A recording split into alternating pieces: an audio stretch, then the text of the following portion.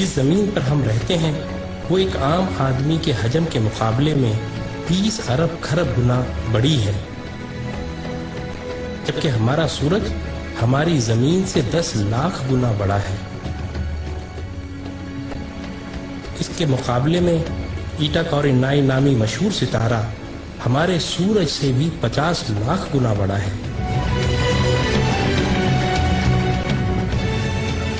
اس کے بعد battle juice نامی ستارے کا نمبر آتا ہے جو ہمارے سورج سے 30 کروڑ گنا بڑا ہے۔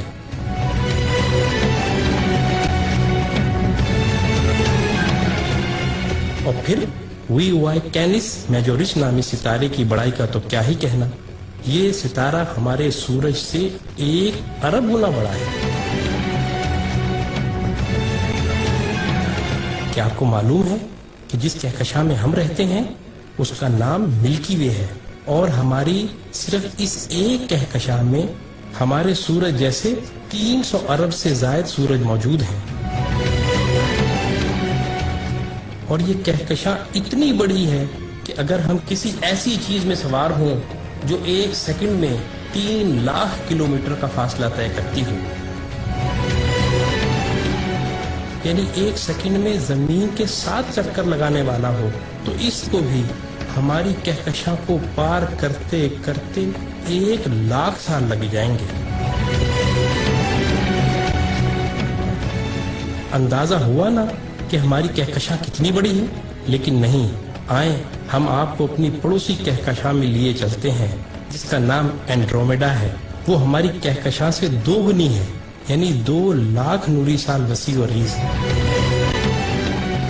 لیکن یہ بھی چھوٹی ہے۔ M81 نامی کہکشاں ہماری کہکشاں سے 60 گنا بڑی ہے، جبکہ IC 1011 نامی کہکشاں ہماری کہکشاں سے 600 گنا بڑی ہے۔ اب سمجھ آ رہا ہے نا اللہ اکبر کا کیا مطلب ہے؟ اللہ اکبر، اللہ اکبر۔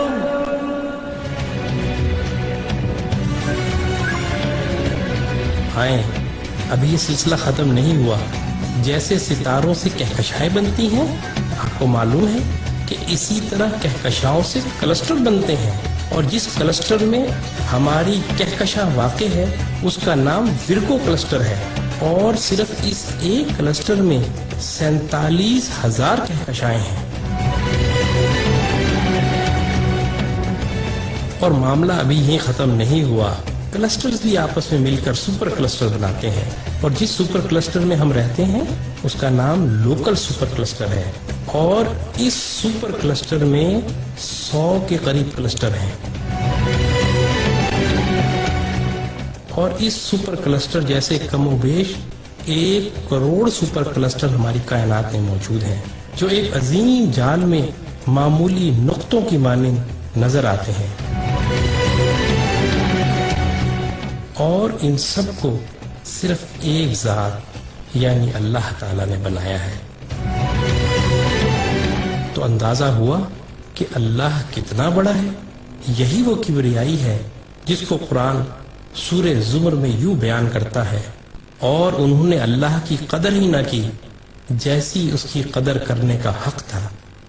اس کی بڑائی کا یہ حال ہے کہ قیامت کے دن زمین اس کی مٹھی میں ہوگی اور تمام آسمان اس کے سیدھے ہاتھ میں لپٹے ہوں گے۔